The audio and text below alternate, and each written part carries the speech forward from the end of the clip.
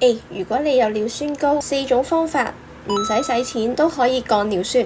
尿酸高只係一種症狀，你本身有一堆隱藏嘅疾病，唔單止會引致痛風，而增加心血管疾病、腦血管疾病、糖尿病同埋腎病嘅風險。點樣可以選擇食物而降尿酸呢？記得睇到最後同埋收藏啦。第一種方法就係食少啲糖分高嘅食物同埋飲品，例如最多糖嘅大家以為嘅新鮮嘅果汁，超標，你攝取嘅只有糖分冇纖維。碳酸類嘅飲品唔單止會影響血糖，影響腎臟對於尿酸嘅排放。第二樣，呢個核苷酸二鈉嘅調味料，特別注意就係平時我哋煮飯會用到嘅豉油啊、醬油啊，或者火鍋嗰啲湯底料，如果要用嘅話，一定盡量少放。佢呢個成分通過代謝者之後會產生多啲嘅尿酸。第三，嘌呤高嘅食物，例如海鮮啦、動物內臟、老火嘅肉湯菌類，盡量克制。嘌呤咧都有核苷酸嘅部分，通過腎臟去做代謝，令到我哋尿酸會增加嘅。